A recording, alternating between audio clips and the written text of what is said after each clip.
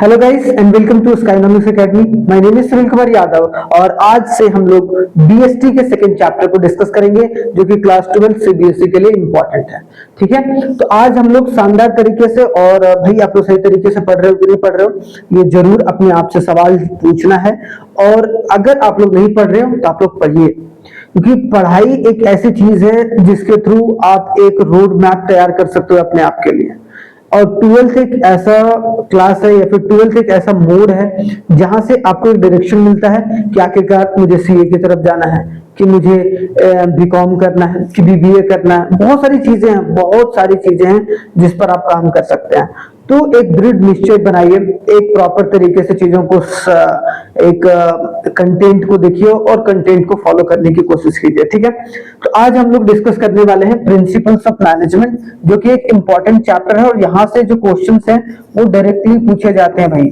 और यहाँ से केस बेस्ड स्टडीज, जैसा कि आपको पता है कि 70% जो क्वेश्चंस रहेगा आपको बिजनेस स्टडीज का वो केस बेस्ड रहेगा।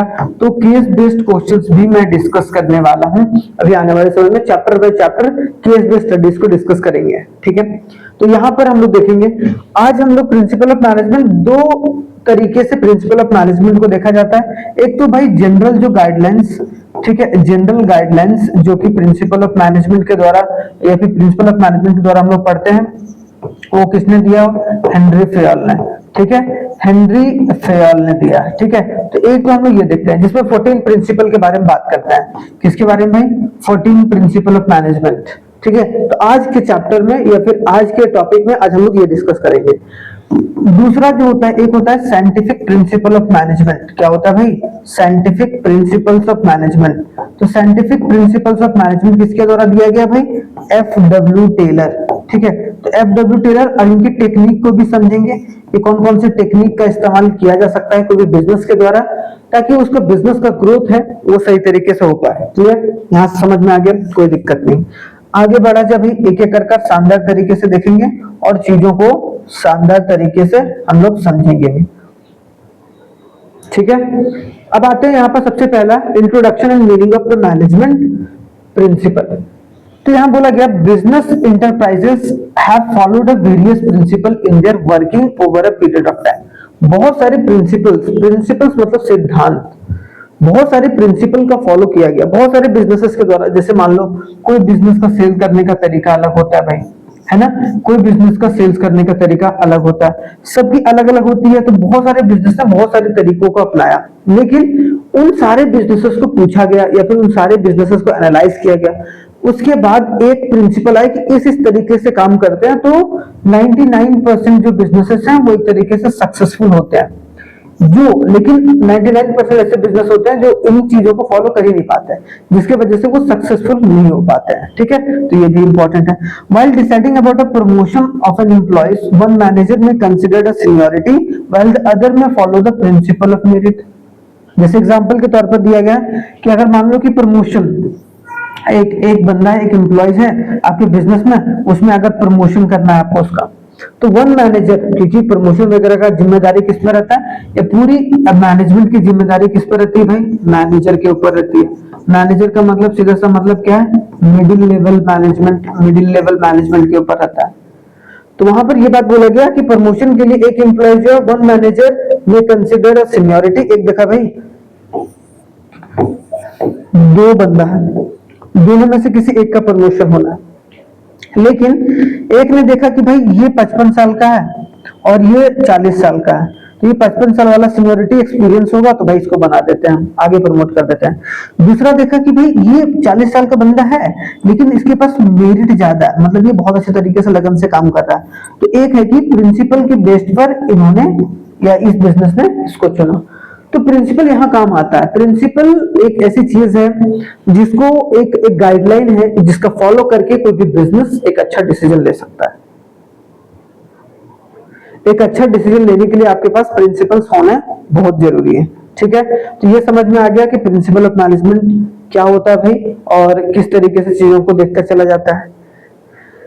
अब आते हैं फीचर्स, दोनों थोड़े बहुत इंपॉर्टेंट है, फीचर्स कम इंपॉर्टेंट है। इसके बाद जो इंपॉर्टेंस है, मतलब क्या, दो चीज है, एक होता है फीचर्स, एक होता है इंपॉर्टेंस, दोनों के फीचर्स और इंपॉर्टेंस दोनों इंपॉर्टेंट है भाई, लेकिन इंपॉर्टेंस या फिर जो सिग्निफिकेंस है और जो सिग्निफिकेंस है मैनेजमेंट का वो इंपॉर्टेंट, तो वो उसके बाद हम लोग पढ़ेंगे। लेकिन अभी फीचर्स पर करते हैं। गुण का मतलब क्या, गुण क्या है भाई, फीचर्स मैनेजमेंट प्रिंसिपल्स का। तो यूनिवर्सल एप्लीकेबल है, किसका ये गुण है कि ये हर एक जगह अप्लाई होता है, हर एक लेवल ऑफ मैनेजमेंट में इसको, एवरी लेवल ऑफ मैनेजमेंट में इसको अप्लाई कर सकते हैं। ये जनरल गाइडलाइन है जिसको फॉलो करके एक बिजनेस जो है वो क्या कर सकता है, एक बिजनेस ग्रो कर सकता है कि नहीं। इसको फॉलो करके एक बिजनेस क्या कर सकता है, ग्रो कर सकता है। इवोल्यूशनरी है, ये जो रहता है इवॉल्व होता चलता है, ऐसा नहीं है कि एक बार प्रिंसिपल हमने बना दिया तो वो फिक्स हो गया ना, इसको आप इवॉल्व करके चलोगे, आप अपने हिसाब से इसको रेगुलेट करके चलना है। ऐसा नहीं है कि एक चीज हमने फॉलो कर दी, एक चीज हमने एक तरीके से कोई किसी ने प्रिंसिपल दिया उस प्रिंसिपल को फॉलो करके चलना, नहीं, ये इवोल्यूशनरी है। फ्लेक्सिबल है, फ्लेक्सिबल होना चाहिए भाई, इसका गुण क्या है, फ्लेक्सिबल होता है जिसकी वजह से आप डिसीजन को अच्छे तरीके से ले सकते हो। मेनली बिहेवियरल, ठीक है, बिहेवियरल का मतलब कि इसमें मैनेजर और जो नीचे लोगों जितने भी एम्प्लॉयज हैं उनके बिहेवियर को सही रखने के बारे में बात किया जाता है। कॉज एंड इफेक्ट रिलेशनशिप, कोई भी कारण है भाई, ये कारण है, इसके लिए हम कौन सा प्रिंसिपल का इस्तेमाल कर सकते हैं, और कॉन्टिंजेंट है, और कॉन्टिंजेंट फंक्शन में ये तरीके से शुमार है। ठीक है, ये बातें थोड़ा सा समझ के चलना है कि they are the feature of principle of management. तो चीजें आसान बन जाती है कि मैनेजमेंट के फीचर्स को अब एक एक करके पढ़ते हैं थोड़ा सा डिटेल में, ताकि चीजें थोड़ी सी आपके लिए आसान हो जाए। पहला है यूनिवर्सल एप्लीकेशन। क्यों है भाई universal application principle of management? The principle of management are universal in nature, that means they can be applied in all type of organization. कोई सा भी, चाहे वो साइज ऑफ द बिजनेस उसका बड़ा हो, बिग हो या फिर स्मॉल है, हर लेवल पर जो मैनेजमेंट वो काम करके चलेगा, कोई ज्यादा दिक्कत वाली बात नहीं है। ठीक है, all type of organization irrespective of the size, को साइज कितना, उसका नेचर कैसा है, ठीक है, ये भी। The work in organization must be divided into a small task, और इसी के तहत ये बोला गया कि इसको हम लोग परवेसिव इन नेचर बोलते हैं। अगर कहीं वर्ड आ गया ना, याद रखना कि परवेसिव और कॉन्टिंजेंट आता है, तो ये परवेसिव, फिर हम लोग कॉन्टिंजेंट को समझेंगे। परवेसिव इन नेचर का मतलब क्या होता है भाई, यूनिवर्सल एप्लीकेशन है। वैसा कोई भी चीज जो हर एक ऑर्गेनाइजेशन जिसको फॉलो कर सकता है, या हर एक लेवल ऑफ मैनेजमेंट पर जो है वो चीजों की जरूरत पड़ती है, उसको हम लोग क्या बोलते हैं, एक तरीके से परवेसिव। और प्रिंसिपल मैनेजमेंट जो होता है वो यूनिवर्सल इन नेचर होता है, हर जगह, हर डिपार्टमेंट, जो हर लेवल ऑफ मैनेजमेंट पे जरूरत होता है। क्लियर? तो यहाँ याद रखना है कि स्मॉल टास्क में डिवाइड करना है, और each employee should be train to perform his or her specialised job. मान लो कि कोई एचआर का टीम का डिपार्टमेंट है, या फिर मान लो कि फाइनेंस का टीम का डिपार्टमेंट का बंदा है, ठीक है, फाइनेंस मतलब उसने सीए वगैरह कर रखा है। अब उससे आप प्रोडक्शन नहीं करवा सकते हो ना, आप प्रोडक्शन टीम में नहीं करा सकते हो, सिंपल सी बात है। क्यों भाई? अगर प्रोडक्शन टीम में कराओगे तो वो अपनी एफिशिएंसी या उसकी स्पेशलाइजेशन नहीं है, जिसकी वजह से काम तमाम भी हो सकता है। अगर काम तमाम होगा तो आपका बिजनेस में सही तरीके से प्रोडक्शन नहीं होगा। तो यूनिवर्सल एप्लीकेशन का आप ये बात समझ सकते हैं, ठीक है, यूनिवर्सल जिसको परवेसिव इन नेचर भी बोला गया है। एक जनरल गाइडलाइन है, management principle is a guideline to action, कि कोई भी जो हमने प्लान बनाया है उस प्लान को एक्शन में कैसे बदले। अभी प्लानिंग हम लोग पढ़ेंगे, इसके बाद उसको एक्शन में। But this principle do not provide a readymade solution. ठीक है, मैनेजमेंट प्रिंसिपल एक गाइडलाइन है, लेकिन ये रेडीमेड सॉल्यूशन नहीं है कि भाई यही काम करो। इसमें आप अपने हिसाब से फ्लेक्सिबल तरीके से काम कर सकते हो, जो कि नीचे बोला गया है कि management principle are not set of rigid statement. ऐसा जरूरी नहीं कि इसी को फॉलो करके चलो भाई, नहीं, इसमें आप अपने हिसाब से चेंजेस करते चलो अपने बिजनेस के अकॉर्डिंग। ठीक है, अपने बिजनेस के अकॉर्डिंग आप इसको चेंजेस करके चल सकते हो कि आपके बिजनेस के लिए सूट कौन सा कर रहा है, किस तरीके का जो मेथड है वो सूट कर रहा है, कौन सा प्रिंसिपल सूट कर रहा है, क्या सेंट्रलाइजेशन कर रहा है, क्या डिसेंट्रलाइजेशन कर रहा है, आगे भी पढ़ेंगे हम। ठीक है, तो वही बोला गया, this principle do not provide a readymade solution, इसलिए एक जनरल गाइडलाइन है for any problem, because the real business situation are very complex. जो रियल बिजनेस सिचुएशन होता है बहुत कॉम्प्लेक्स होता है। ठीक है, form by practice and experimentation, इसको प्रॉपर प्रैक्टिस और प्रॉपर एक्सपेरिमेंट करके बहुत सारे बिजनेस यूनिट्स के द्वारा पूछकर इसको तैयार किया गया। मतलब ऐसा नहीं है कि ये भाई किसी ने सोचा और अप्लाई कर दिया ना, इसको प्रॉपर तरीके से बहुत सारे बिजनेसेस के द्वारा प्रिंसिपल्स को तैयार किया गया। The management principle are developed only after the deep and thorough research work. बहुत सारे रिसर्च वर्क और बहुत सारे डीप रिसर्च के थ्रू इसको हमारे सामने रखा गया। मतलब आगे चलकर देखेंगे हेनरी फ्योल और जो एक तरीके से एफ.डब्ल्यू. टेलर। तो हेनरी फ्योल और एफ.डब्ल्यू. टेलर के द्वारा जो भी रखा गया, इन्होंने तो जनरल प्रिंसिपल ऑफ मैनेजमेंट दिया और इन्होंने साइंटिफिक प्रिंसिपल ऑफ मैनेजमेंट दिया। तो ये कोई मतलब तुक्का नहीं है भाई, ये फैक्ट्स, ये जो भी बात प्रिंसिपल बोला गया वो एक्सपेरिमेंट और प्रैक्टिस से निकल के आया। ठीक है, यहां तक समझ में आया? यहां तक कोई दिक्कत नहीं, कोई परेशानी नहीं। अब देखो मेनली बिहेवियरल है, क्या behavioural management principle are form to guide and influence the behaviour of employees. कि जो प्रिंसिपल है, जितने भी प्रिंसिपल्स हैं वो क्या है, किस लिए है? ताकि हम गाइड कर सकें। किसको गाइड कर पाए? सिंपल सी बात है भाई, एम्प्लॉइज को, ताकि एम्प्लॉइज को सही डायरेक्शन दे पाए, ताकि एचआर सही या फिर जो मैनेजर है वो सही तरीके का डिसीजन ले पाए एम्प्लॉइज के बिहाफ में। ठीक है, कॉज एंड इफेक्ट रिलेशन रहता है। Management principle is based on the cause and effect. That means this principle tells us if the particular principle is applied in a situation that might be effective. ये बोल रहा है कि अगर हम इस सिचुएशन में इस प्रिंसिपल को फॉलो करेंगे तो हो सकता है कि ये इफेक्टिव हो, लेकिन जरूरी नहीं कि इफेक्टिव होगा। आपका इंप्लीमेंटेशन कैसा है वो इंपॉर्टेंट है। ठीक है, तो ये याद रखना, cause and effect. Contingent management of principle are contingent depends upon the situation prevailing in the organization. कि कंटिंजेंट होता है, सिचुएशन आधारित होता है। मतलब जिस तरीके का सिचुएशन होगा उसी हिसाब से आपको रिएक्ट करना है। मतलब क्या कि ये एक प्रिंसिपल ऑफ मैनेजमेंट रिजिड नहीं है, कंटिंजेंट है। क्या कंटिंजेंट है? फ्लेक्सिबल है। ठीक है, मतलब मैनेजमेंट प्रिंसिपल आर कंटिंजेंट और डिपेंडेंट अपॉन द सिचुएशन। किस पर? सिचुएशन पर डिपेंड रहता है।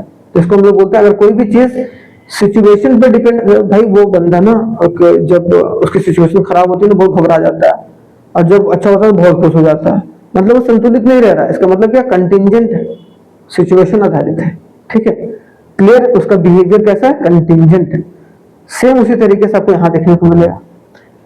अब आते हैं सिग्निफिकेंस। अब देखो significance of principle of management important. Significance मतलब आखिरकार प्रिंसिपल ऑफ मैनेजमेंट क्यों इंपॉर्टेंट है बिजनेस ऑर्गेनाइजेशन के लिए, आखिरकार क्यों सही तरीके का गाइडलाइन जरूरी होता है कोई भी बिजनेस के लिए। ठीक है, तो ये देखो क्या है, पहला क्या है इंपॉर्टेंट इसलिए क्यों, क्योंकि ये प्रोवाइड करता है मैनेजर को with a useful insight into a reality. कोई भी मैनेजर जो सोच रहा है उसको अगर रियलिटी में बदलना चाह रहा है तो किसकी मदद से करेगा? Principal of management. Improving intelligence level of manager, ये क्या करता है भाई? प्रिंसिपल ऑफ मैनेजमेंट क्या करता है कि आपके या फिर आपके मैनेजर के इंटेलिजेंस को बढ़ाता है। दूसरा भाई ऑप्टिमम यूटिलाइजेशन ऑफ रिसोर्सेज का सही तरीके से इस्तेमाल हो सके, मिनिमम कॉस्ट, ठीक है, और नो वेस्टेज, रिसोर्सेज का कोई वेस्ट ना हो पाए, इसीलिए प्रिंसिपल ऑफ मैनेजमेंट की जरूरत है। मैं प्रिंसिपल ऑफ मैनेजमेंट अगर फॉलो करके चलते हैं तो आपकी रिसोर्सेज की यूटिलाइजेशन बहुत अच्छे तरीके से होती है और ना ही वेस्टेज होता है, कॉस्ट भी मिनिमम रहता है। Clear? Scientific decision, develop logic, cause and effect, मतलब कॉज एंड इफेक्ट रिलेशन के थ्रू इसको डेवलप किया गया, इसीलिए एक साइंटिफिक डिसीजन है जिसका इस्तेमाल लगभग समय जो है काम कर जाती है। मीटिंग अ चेंजिंग एनवायरनमेंट, कोई भी एनवायरनमेंट अगर चेंज हो रहा है उसमें आपको बदलने में मदद करता है। Helps in bringing the changes, कोई भी चेंज करना हो तो, ठीक है, helps in bringing the changes. कौन? Principle of management. Clear? Effective administration, आपकी पूरी जो टॉप लेवल मैनेजमेंट है, कोई भी एडमिनिस्ट्रेशन करके कौन चलता है? एडमिनिस्टर कौन करके चलता है? एडमिनिस्टर अगर देखा जाए, एडमिनिस्टर कौन करता है? टॉप लेवल मैनेजमेंट करता है। तो टॉप लेवल मैनेजमेंट को एडमिनिस्ट्रेशन प्रोवाइड करता है, मतलब help top level to take the various decision quickly. याद रखना, क्या क्विकली अगर डिसीजन को लेना है तो वो मतलब एडमिनिस्ट्रेशन अच्छा तरीका है। फुलफिलमेंट या फुलफिलिंग द सोशल रिस्पॉन्सिबिलिटी, क्या करता है? Fulfilling the social responsibility, doing task to uplift the society, कोई भी काम करना ताकि सोसाइटी को क्या कर पाए? अपलिफ्ट कर पाए। बहुत इंपॉर्टेंट है जो कि समझ के चलना है। Management training education and research, इसलिए इंपॉर्टेंट हो जाता है क्योंकि मैनेजमेंट को ट्रेन करके चलना है। Principle are based on the training and are part of education syllabus, तो मैनेजमेंट जो होता है एक ट्रेनिंग का पार्ट होता है भाई, जिसमें सिखाया जाता है किस तरीके से चीजों को आप आगे लेके चल सकते हैं। बहुत इंपॉर्टेंट है और समझ के भी चलना है। क्लियर? आगे बढ़ा जाए। नेक्स्ट अगर देखा जाए तो हमारे पास क्या है, प्रिंसिपल ऑफ मैनेजमेंट, जो कि किसके द्वारा दिया गया, हेनरी फ्यूल के द्वारा। अब हेनरी फ्यूल, तो एक बार नजर डालिए, स्क्रीनशॉट ले लीजिए।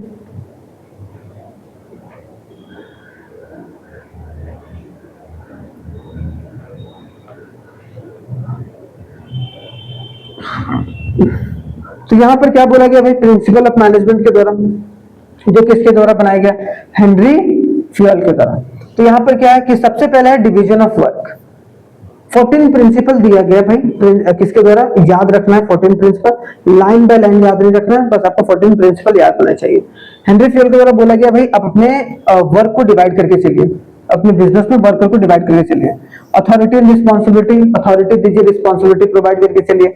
डिसिप्लिन मेंटेन करके रखिए, ठीक है। यूनिटी ऑफ कमांड बोला गया कि एक ही तरीके से कमांड होना चाहिए, मतलब यूनिटी ऑफ कमांड का मतलब सिंपल सा स्केलर चेन के थ्रू चलिए भाई, स्केलर चेन। बीच में अगर आपको फॉलो करने का मौका मिले तो गैंग प्लैंक का फॉलो कीजिए, गैंग प्लैंक बताऊंगा, ठीक है, याद रखना। यूनिटी ऑफ डायरेक्शन इंपॉर्टेंट है भाई, ठीक है। Subordinate interest, subordinate of individual interest to the general interest, मतलब क्या, कंपनी के फायदे के बारे में सोचना, अपना फायदा नहीं सोचना है, ठीक है। 7th बोला रेम्यूनरेशन ऑफ द एम्प्लॉयज, कि एम्प्लॉयज की सैलरी वगैरह सही तरीके से आप लोगों को प्रोवाइड कराना चाहिए हर मंथ। अगर आप सैलरी क्लियर करके नहीं चलोगे तो हो सकता है दिक्कत हो जाए। सेंट्रलाइजेशन एंड डिसेंट्रलाइजेशन, कि भाई क्या आपको टॉप लेवल का डिसीजन सबको मनवाना है कि आपको सबके साथ मिलकर कोई डिसीजन लेना है, ये चीज बोला गया। स्केलर चेन मतलब देखो मैंने बताया ना, यूनिटी ऑफ कमांड से स्केलर चेन आया कि एक ही तरीके की चीजों को फॉलो करके चलना है, एक बंदे को एक ही ऑर्डर दे। ऑर्डर आ गया दूसरा, order should be in proper direction. Equity, सबको इक्वल अधिकार मिलना चाहिए भाई। स्टेबिलिटी ऑफ पर्सनल, मतलब कि कोई भी बंदा काम करने के लिए आ रहा है तो उसको ऐसा एहसास नहीं हो रहा है कि मेरे को एक तरीके से काम करने में दिक्कत हो रहा है, या इसको लग रहा है कि भाई मैं एक साल में नौकरी चली जाएगी, मतलब स्टेबिलिटी नहीं है वहां पे। तो प्रॉपर तरीके से स्टेबिलिटी। इनिशिएटिव लेने का मौका दीजिए, नए जो आपके कंपनी में ज्वाइन हुए उनको एक नए सिरे से नई चीजों का जो आनंद लेने दीजिए और नई चीजों को करने का मौका दीजिए, ताकि वो चीजों को और भी सही तरीके से कर पाए, ठीक है। और स्पिरिट दी कॉर्प्स, मतलब manager should use we, the word we in the place of I शब्द का इस्तेमाल कीजिए।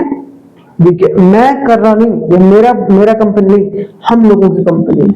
अगर आप ऐसे एक तरीके से बिजनेस को देखते हो तो अपने बिजनेस को ग्रो करने के बारे में सोच सकते हो। इसको डिटेल में पढ़ेंगे नेक्स्ट वाले लेक्चर में, ठीक है। Principal of management given by Henry fuel, ठीक है। तब तक ध्यान से जरूर देखिएगा उसको नेक्स्ट वाले को, तब तक आप लोग इसको जरूर थोड़ा सा गो थ्रू कर लीजिएगा, आप लोग को मजा आएगा, ठीक है। थैंक यू वेरी मच, जय हिंद। मिलते हैं नेक्स्ट वीडियो में बहुत ही शानदार तरीके से।